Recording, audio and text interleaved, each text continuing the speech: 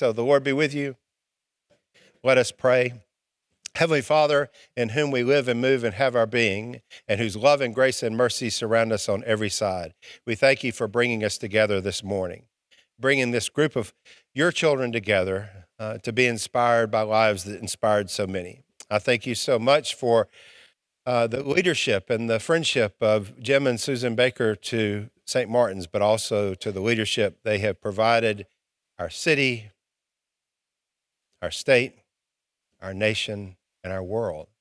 And I thank you for the wonderful stewardship of Jean Becker and the way in which she poured out her life in so many ways to enable us to get to know and see so much better our beloved members, George and Barbara Bush. These things I pray in Christ's name. Amen.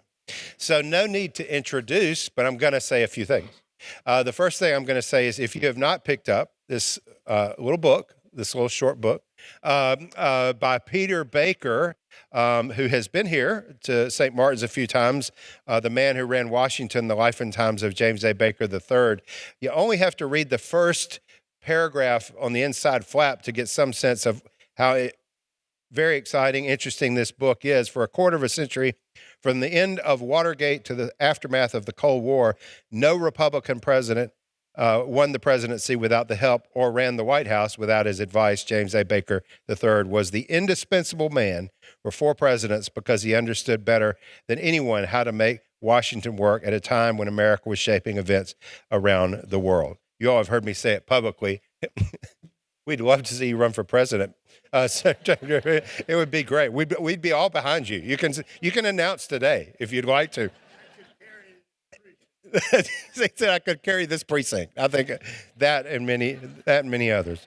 He and Susan Becker, of course, are very active members of St. Martin's, and they really are friends to so many people here and have certainly become friends to Laura and Russ Levinson, and I value their friendship, I value their counsel and their prayers. Now, the other book I want to point your attention to, and we did a talk on this last year, Jean Becker came last year, but Jean Becker's book, The Man I Knew, talks a lot about her experience as being his chief of staff for almost a quarter of a century.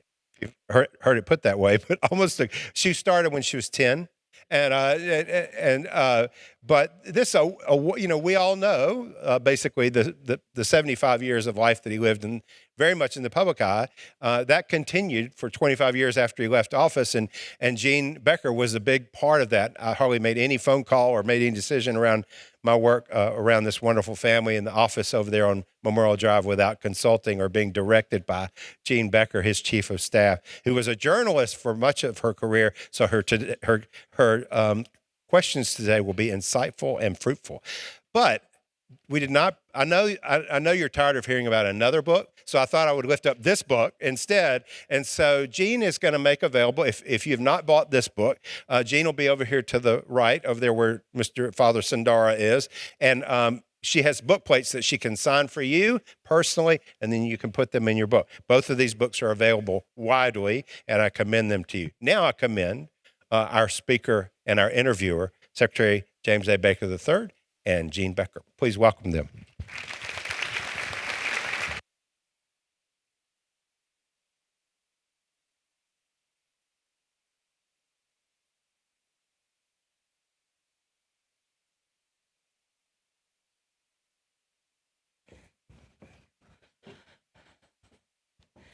Am I turned on? Can you hear me? Before I start grilling Secretary Becker, I would like to thank Reverend Levinson for starting one of his chapters in his book with an email from me that says, President Bush has gone insane. Thank you, Russ. I'm so excited to be here. It's good to be back at St. Martin's. And so Secretary Becker knows me as the kinder and gentler chief of staff to George Herbert Walker Bush. But as Russ mentioned, I was a newspaper reporter for 10 years before I went to work for the Bushes. And this is a dream come true for me. I am so excited. So I have on my reporter's hat, and I'm so serious, I brought my red reading glasses. This means business. And so the first question Secretary Baker, I'm going to ask you, yes, I have questions. Everybody here knows you really well. You're such a great member of this community. I want you to dig deep and tell us something that no one here knows about you, and that would be shocking.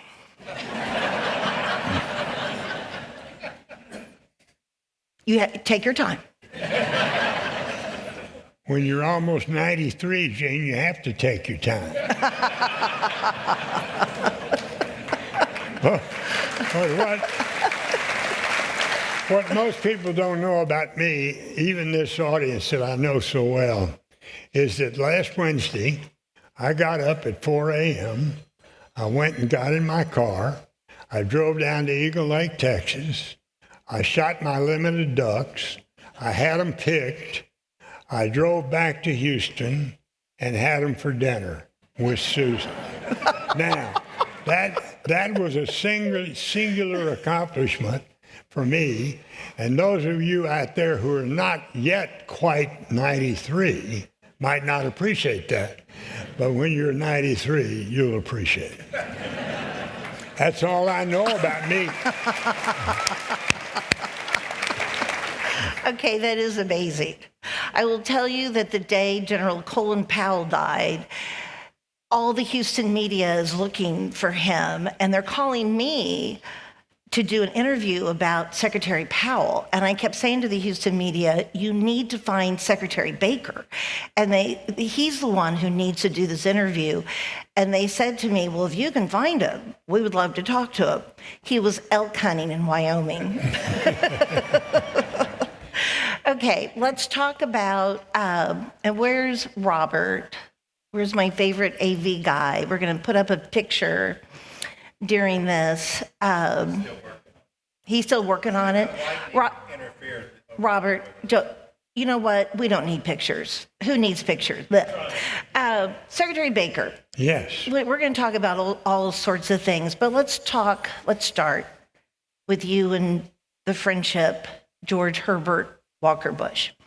I once heard Tom Brokaw say that your friendship was probably the most important friendship in the history of the United States. It's quite a statement. Well, Brokaw was a friend of both of ours and a good liar. But it was a damn important friendship, and it went way back. Let's start in the beginning. Tell us how you met, and just talk about the beginning of your friendship. Well, my father had supported Senator Prescott Bush, who was George's father, in his races for the Senate from Connecticut. Sent him money. And one time when Senator Bush decided not to go ahead and run for re-election, he sent money back to all the people who had contributed to him. I learned by example from that. When I ran for Attorney General of Texas and fortunately got beat, I had a surplus in my account because my close friend, George Bush, had been put on the ticket with Ronald Reagan. So I sent all my contributors back pro rata money with the surplus that I had, having learned that from George and Senator Bush, his father. But we became friends in 1957 when I moved back to Houston from law school, and George moved here from Midland to try his hand at a little bit different business, the offshore oil business, but also to begin to get into politics. He always wanted to do that. He hadn't done it in 1957. Susan, and well, actually my first wife, Mary Stewart, who died when she was so young at 38, had been a friend of some relatives of George's in Dayton, Ohio. And so I knew the Bushes through that connection, not well, but when they got to Houston, they called us. We went over and had hamburgers one night. This is 57 or 58. And then George joined the Houston Country Club, of which I was a member. But we were both tennis players, but neither one of us had a partner for the tennis doubles, men's doubles. And so they put us together. And that's really where our friendship became really close and ripened. We competed with each other. I've never known a man in my life who was more competitive than George Bush. I mean, you might not think so because he was so gracious and he was so generous and he was so kind to people. But he was a competitor. And I've had people tell me after the 92 loss, and of course I ran all of his campaigns beginning with my first effort in 1970 when he made me his chairman of Harris County and running for the Senate against Lloyd Bentsen. But I've never known anybody who's any more competitive on the tennis court, in politics, you name it. He was a winner, and he liked being a winner. Of course, winning is a hell of a lot better than losing. We all know that. But he was a beautiful human being, and I had an extraordinary opportunity in life to be a close friend of his for 60 years. We used to see each other as best friends. George used to say, people would ask him, the press would ask him, tell us about your relationship with Jim Becker. He said, well, it's not at all unlike a big brother, little brother relationship. And I was always honored by that designation. But we were really close, as you know, Jean. I do. And I really miss him. Well, I'm gonna jump in here. Yeah. First of all, if I had $100 for every time either you or President Bush told me how many times you all won the doubles championship at the Houston Country Club, I would be really wealthy. I'm really proud of you. For how many times did you all win? I've been told you were really good. I've been told by you and twice. Twice. But you all were really good, I understand. We were really good. But the truth of the matter is, we both had the weakest serves in tennis. And we used to poke fun at you. See, George and I were peers when we started. Of course. So I was in a position, and we were close for that reason too, because I was in a position to tell him what I thought, regardless of whether he wanted to hear it or not. He would put that in his book. Said, the one thing I like about Jim Becker is he'll tell me what he thinks, even when he knows I don't want to hear it. And that's really important. And it was one of the things that I think made us so close. But we won twice. Back on the tennis court, or back when you're eating burgers at the Bush's house or there at your house, did you ever look at him in those early years and think, he's going to be president of the United States one day? No, but I wanted him to. And, you know, when he ran in 1980, I was the only Republican. I was the only person, well, I guess I should say Republican, who had led a presidential campaign for president, that being Jerry Ford, and hadn't gone to jail. And so I was the only one out there. And not only, so George wanted me to help him, but he wanted me for another reason. He wanted me because we were so close and we were such friends. And I remember getting bombarded by people, particularly here in Houston. George ran against the likes of Howard Baker, Robert Dole, John Conley, Phil Crane, a lot of really strong Republican candidates, and George Bush was an asterisk in the polls. Nobody expected him to do worth a damn. And so, you know, politics is all about exceeding expectations. Well, that was easy for us because there weren't any expectations for him. And people would come to me and say, what the hell are you doing supporting him? John Connolly's going to be our next president. I said, well, I tell you, I know him pretty well. He's a friend. I think he'd make a damn good president. And my judgment on that was correct. And that was not just because we were friends. Did you ever have a fight? Oh, we had a lot of fights. Well, okay. Well, I see hunger in their eyes. They would love to hear. Tell us about, because you know what? Navigating a friendship for how many years? 60 years, 60 like you all years, did. yeah. I think it would be helpful to hear a story about a really good fight. Yeah. And how you, because some people don't, I feel today, certainly all those people in Washington, they don't know how to disagree, how to agree How to to disagree. disagree agreeably. Agreeably. So I think, so tell us about a time that the two of you really, really disagree. Well, before I tell you about the specific time where we had, I think, our biggest difference of opinion,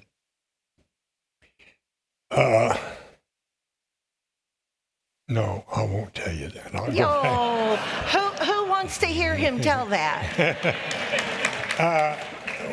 Our biggest No, difference it of will not opinion. leave this room. I understand. That's what a journalist always says to you. And there's nothing ever confidential. But this wouldn't be something I couldn't tell, and maybe later I will. But first, let me tell you about our biggest fight.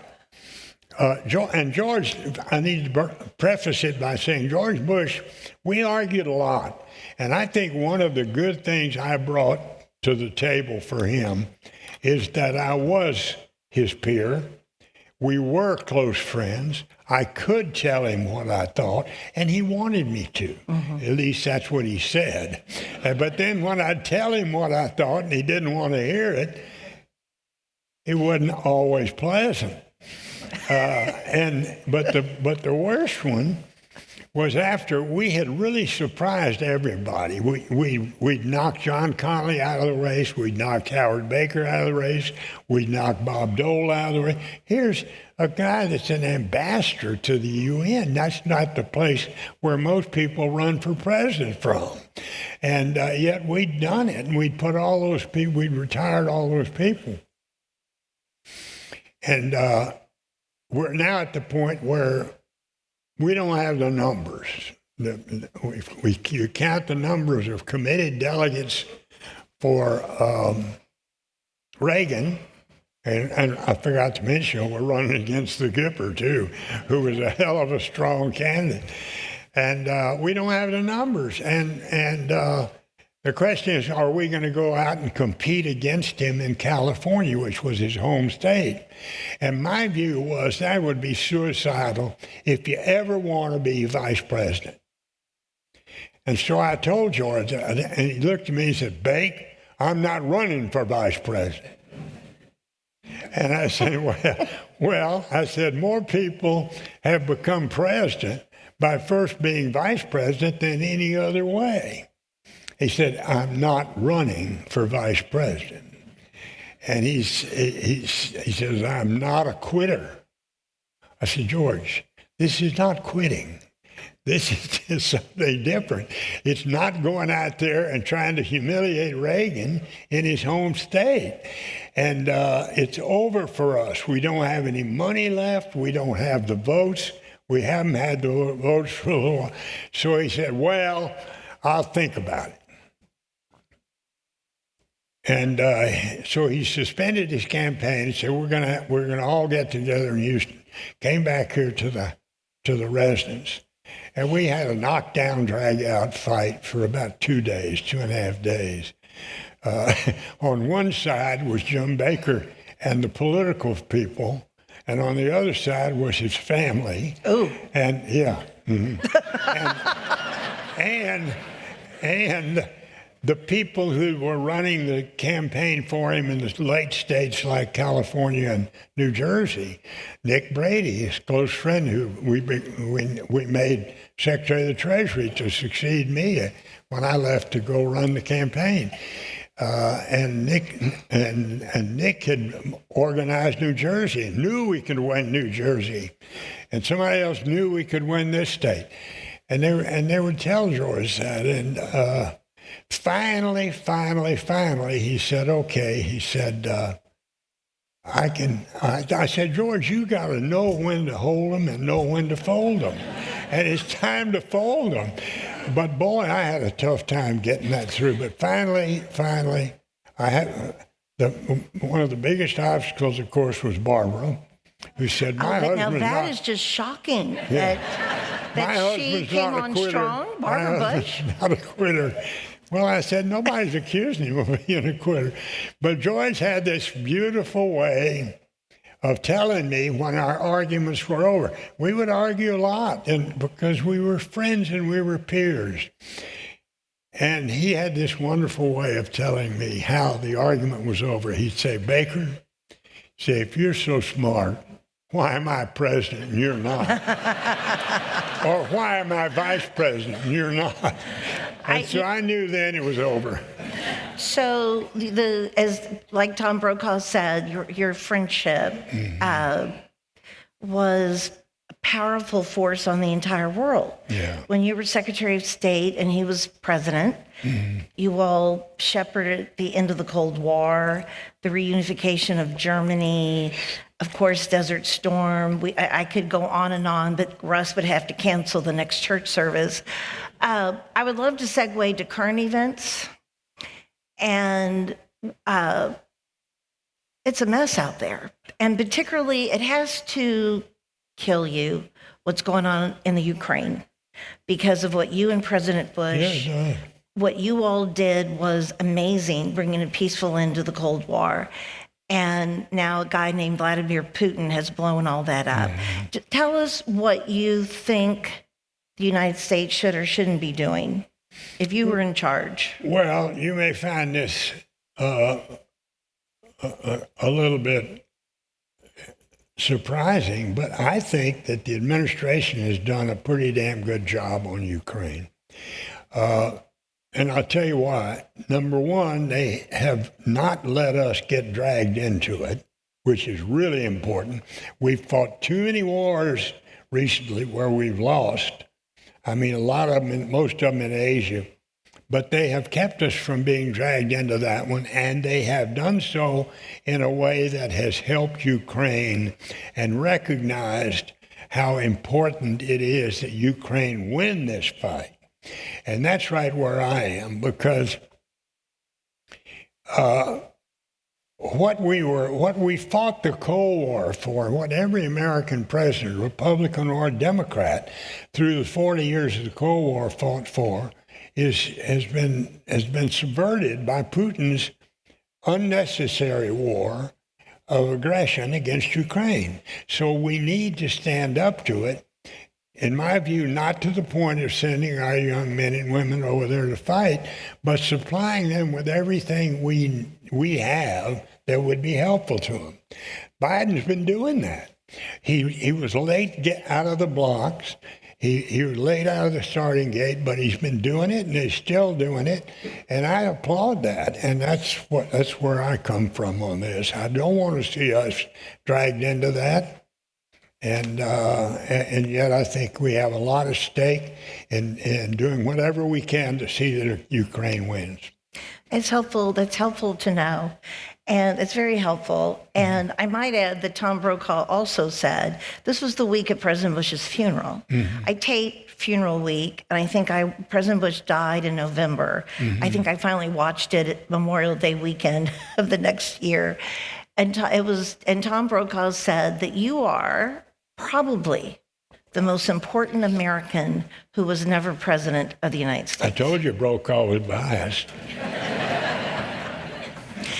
I'm going to leave current events for a minute. If we come back, I think, Russ, you wanted us to take Q&A, right? I'm not ready yet. As long as you want. Can we cancel the next service? No? Okay. We may come, if we have time, we may come back. I'd love to ask you about China. But we started at the beginning of China. I always relied on George Bush. I was Secretary of State, but George Bush was the desk officer for China because he knew China. Yeah. He'd been to China. He had a great feeling for China, and he knew it. And it was evident in the way he handled the biggest potential disruption in U.S.-China relationship for years was Tiananmen Square. And George was smart enough to know it was really important to keep that relationship alive, but at the same time, to let the Chinese communists know that that behavior was unacceptable. So we sanctioned China. We put some quite serious sanctions on them, but we were able to keep the relationship alive. And George ran that. I mean, there's a lot of times where presidents are above the fray or even below it sometimes, and other people run the administration's response, but not that one. So. We may come back to China, but I want, before we run out of time, I used to not be able to talk about this without crying, but now I can. So Mrs. Bush died in April of 2018, and we're getting ready to go to Maine. And all of President Bush's doctors here in Houston told me that he would not come back to Houston alive, that he was failing, and they were particularly worried just about the flight to Kennebunkport and back. And they wanted to know if we were prepared for that. And anyway, we go to Maine. And it's September, and it's time to think about coming back to Houston. And the Kennebunkport doctor said he will not survive the trip back to Houston. He won't survive it. And they really recommended that we stay there until the end. So his wonderful medical aide, Evan Sisley, he and I sit down with President Bush, and I said, you know what, sir, wouldn't it be great to spend Thanksgiving here? Let's spend Thanksgiving in Kennebunkport. And we're sort of going on and on. And he looked at me and he said, are you asking me where I want to die? He just cut right to the chase. And I said, yes, I am. I am. And he said, I want to go home. I want to go home, and which was Houston. And so we made preparations for him to come home. I would like to brag a little bit. I drove from Maine to Houston in 2 days because I needed to get back here before that plane landed in case the worst happened. That's better than going duck hunting when you're 93. It was. I did have a friend with me. Anyway, it didn't take very long. After we got back, President Bush died November 30th, and it didn't take very long for me to understand the most important thing about coming home is he came home to you. Your friendship, I can do this, your friendship with him for 60 years was amazing, but those last 2 months, it was unbelievable. And what you did for him was amazing. And I am going to accuse you of lying. This is before Mrs. Bush died. President Bush's brother, Bucky, died in St. Louis. And President Bush insisted on going to the funeral. Of course, he really wasn't up to it. Mrs. Bush, I think the funeral was about a week before Mrs. Bush died. You called me to see if there was room on the plane for you to go to the funeral. And you said to me, Bucky was one of my best friends. Well, that was news to me. I know you went to that funeral to be there for him. Yeah. I know you did. So you were there when he died. So why don't you just talk a little bit about that last day, the two of you there together? Sure. I was visiting with him before that last day when it was pretty obvious he wasn't going to make it. And I said, Heffy, do you want to live to be 100? I called him Heffy, which is chief in Spanish. And I said, do you want to live to be 100? He said, yeah, I do, Bake. But he said, I don't think I'm going to make it. And he'd been in bed for however long, months or so. But I would go over there sometimes early in the morning or late in the evening. And one time, I went over early in the morning, and this was November 30th, the day he died. And I walked in, and Evan was there, and Evan said, good morning, Mr. Secretary. And he said, and George's eyes opened, and he said, President Bush, Secretary Baker's here. And George looked at me and said, Bake. He said, where are we going? I said, well, George, we're going to heaven. He said, good, that's where I want to go. And then they said, Mr. President, are you hungry? He hadn't been eating. And he said, yeah, I am. And he ate 5 soft-boiled eggs right there in front of me. And 5? 5. That's maybe what killed him. No, could be. I don't know.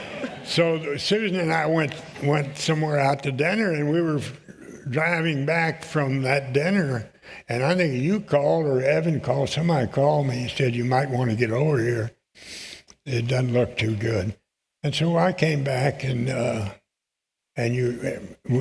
you were there, and Russ was there, and Neil was there, and Pierce was there, and You rubbed his feet? You rubbed his feet all night long? Yeah, well. It was very sweet. Not all night long, but he loved getting a massage, you know. But I was so close to him, Gene, that I felt easy doing that. Yeah. It was amazing watching the two of you that day, and you were very helpful to me that night. I don't know if you remember this, but the 43rd President of the United States of America had been railing to me. He wanted all the eulogies at his father's funeral to be short. And he was particularly worried about Alan Simpson and Brian Mulroney.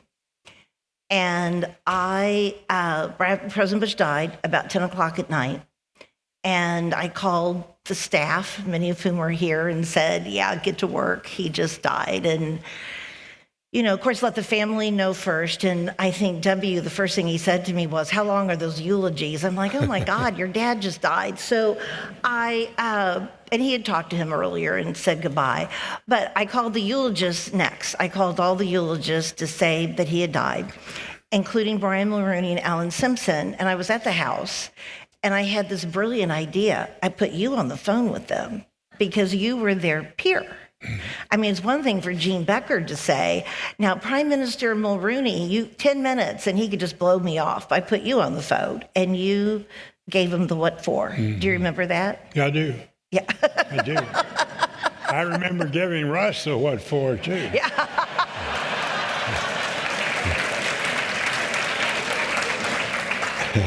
Well, you know... I remember that too, Russ. Sorry. I don't know I don't think we said this earlier, but the 41st President of the United States, his last words were, I love you too. And they were said to the 43rd President of the United States. George had called in, and we put him on the phone with his father. I remember, and George, 43, said, Dad, I love you. And I handed the phone to our George. He said, I love you too. And then he died. It was a peaceful passing. And very peaceful. I want to read to you all a letter that President Bush wrote on February 5th, 2009. He had just had lunch with you and Bob Mosbacher. Mm-hmm. And he gets back to the office, and he immediately wrote this letter. Dear Jim and Bob, as I headed back to the office after our lunch today, I had a serious thought I want to share with you. All three of us have had power lunches with famous people. As John Connolly once put it, I have dined with kings and potentates. Did I say that right? Yeah. But the lunch we had today was simply a lunch between dear friends. We didn't have an agenda, and none of us were trying to get our photo taken by that intrusive, persistent camera lady who has become a minor pain in the All we had was the joy of real friendship, and what a treasure and joy it really is. I'm a very lucky guy, and I know it. I want to be sure you two know that I feel that way, and that I'm grateful to you both and always will be. We have all sat at head tables, but our little table today trumps any head table in the world. Okay, I can hear you all beginning to cry. When I say my prayers tonight, I will give thanks for the friendships that we share and honor. George. Mm-hmm. What a beautiful friendship. That speaks exactly to the type of person he was. He was considerate. He was kind. He was thoughtful of people. And he would never, he would never have gone on to heaven without letting you know what you meant to him, you know? I love that you turned that into talking about what a good person he was, but he wouldn't have written that letter to just anybody. Ross Perot never got a letter like that. That is one of the dearest, sweetest letters. I put it in the book, All the Best, his book of letters that is in that book. Yeah. This letter is about you, Secretary Baker, and what that amazing friendship you all had. And I think all of us here want to thank you for that friendship, because what it meant to this country and to the world and to this community. Well, we're honored to be a part of it. it sure meant a lot to me. I think it meant a lot to George. But I'll tell you Want me to reread the letter? It did mean a lot to him. I want to tell you one thing that it meant for sure is, and I've said this a lot, people talk to me about the jobs I held in government, chief of staff, treasury secretary, which did you like best? What was the most? And I tell people that I was fortunate enough, thanks to George Bush, to be Secretary of State of the United States at a fundamental time of change in this world and for this country. You can't think of 4 years where we had more significant things going on in the world. And why were we successful? Why particularly was I successful? I was successful for one reason only: my seamless relationship with the President of the United States. Nobody could get into my sandbox, and everybody wants to play in the foreign policy sandbox. But they couldn't with me, because they couldn't go around me to the President. And because we had that, and we had a National Security Council staff that functioned seamlessly, because George Bush knew the way it was supposed to function and saw to it that it functioned that way.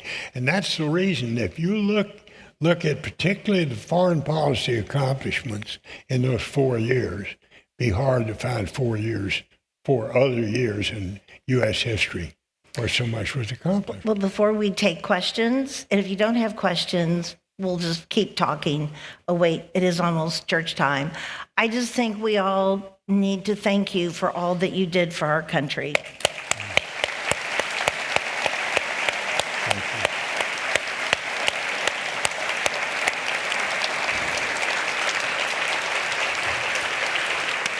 Thank you, No, we're standing up for you. Thank you. Thank you. That was fun. Now, We're not through yet, sir. Question or two.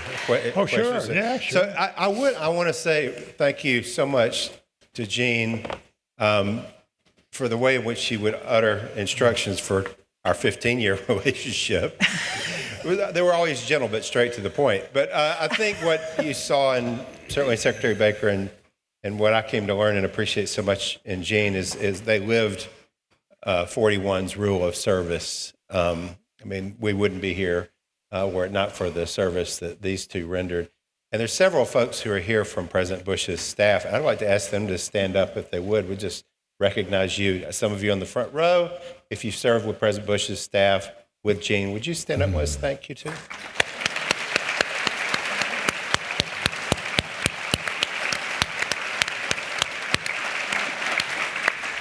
So I get to ask two questions, sir, if yes, I sir.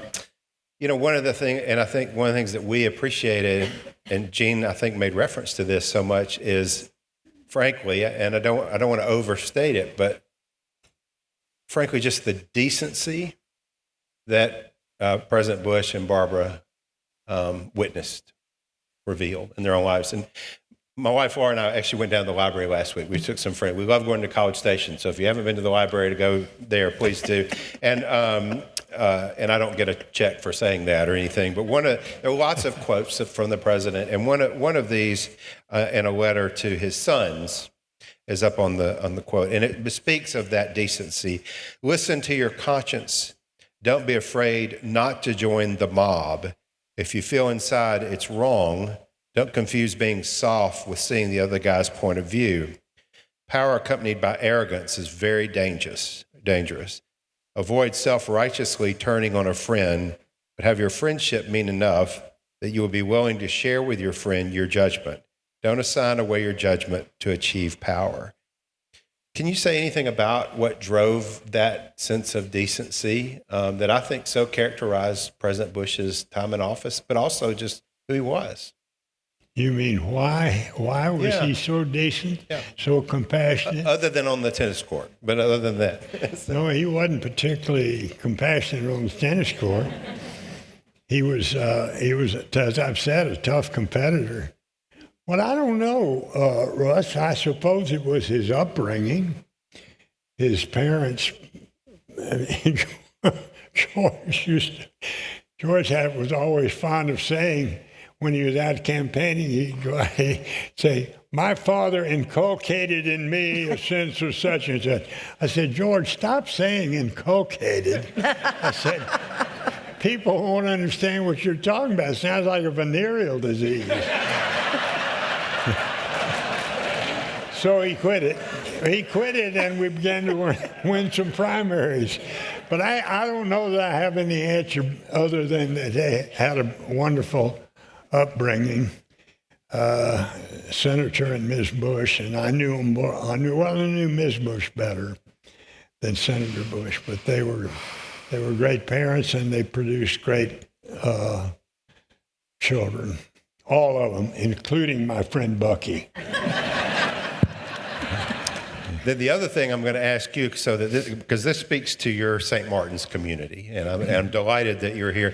And one of the things I often said about President and Mrs. Bush, which I'll say to my congregation again, is that they were faithful church people. Yeah. I mean, they unless they were ill or traveling, they were here. And I think one of the things I love to see is they aged in such a way that we learned so much from them. I mean, the president went from walking upright to a cane to a walker to a wheelchair, but didn't let that stop them from coming to church. And Secretary and Mrs. Becker do the same here week after week. But I do know, just from our conversation a few weeks ago while we were on our little hunt at your place, that you said how much reading scripture, prayer, faith saw you through the tough days of being where you were. Can you say a word about that and why it's so important? Well, I think I wrote about that in one of the books I wrote. I developed a pretty strong faith, Russ, when I was at the Hill School. We had to go to chapel every day, and there were no exceptions. And I've developed my faith there, I'm pretty sure, and it stayed with me through Princeton. It stayed with me through the Marine Corps, and I was in the Marine Corps at a very dangerous time. I was in the Marine Corps during the Korean War, which is sort of a forgotten war now, but it was a dirty war. We lost a lot of young Marines. I lost a lot of close friends, and then I had the experience of the very difficult times in D.C. when the same kind of folks that have just put on that horror show in the House chamber by holding out against a huge, overwhelming majority of other people tried to take me out. I mean, they did everything they could to get me fired by Ronald Reagan. And Ronald Reagan was like George Bush. They were loyalty up and loyalty down. And I found, Russ, that my faith sustained me through those difficult times. I mean, there were times when I would make a mistake and I would justifiably be at some risk. I remember when the Washington Post was editorializing about strapping me up to a polygraph and some other people. And the other person was the head of the CIA. And I knew that he could, I knew he knew how to game the polygraph, game the lie detector test, and I didn't. But I did know I was telling the truth and he wasn't. So I was scared to death. And it was very comforting to me to be able to pray at that time. And I think I showed you maybe that little Runner's Bible. My mother gave me something called a Runner's Bible by Nora Holm, Holm, for people who have to pray on the run or read on the run or something. And I read it every day. And it gives me a real sense of well-being. And that's about it. Thank you, sir. Jean? I'm inspired to tell everybody here something, but you have to ask me a question. Yes. Ask me if I'm going to write another book. Jean, can I ask you a question? Oh, that's such a good question. Are you going to write another book? Because I think that'd be a great idea. Oh my God, that's a stunning question. Okay. I just listening to you talk, and this is about President Bush, and I want your help on this book. So I'm not dumb. I'm asking you in front of all these people. So here's the deal. I had lunch with my editor in New York City the end of October, and we're sitting at this table, and he looked at me and he said, Jean, I don't think the world is done with 41. We need another book. He says, we're not done with him. And I looked at him sort of quizzically, and I said, he did die at the end of the last book I wrote. I said, I got nothing. What he wants is a book, and you actually said this way in the beginning. What did we all learn from him? And the working title of the book is Character Matters. Yeah. What he wants me to do is put together a George Bush version of Pearls of Wisdom, which I did about Barbara Bush, and that was all about all the advice she gave out, because she was really bossy, as you know, and she gave advice. I know. I really didn't want to say that out loud. Anyway, he wants a book about what we learned from President Bush just by watching him, the example that he set. And that just, he died 4 years ago. And I love that this New York City book publisher editor said, the world misses him. Yeah. And so anyway, I need your help on that book. You got it. Okay. Y'all, are you recording? Okay. But I just want to say, you're not allowed to go anywhere for a long time. You have to check with me. You're not going to, because we need you. I got to check with him. You got to check with him. I really got to check with him. I will tell you that Russ got a couple calls from me in that last year, because President Bush, I walked into the house one night and President Bush asked me if I believed in hell.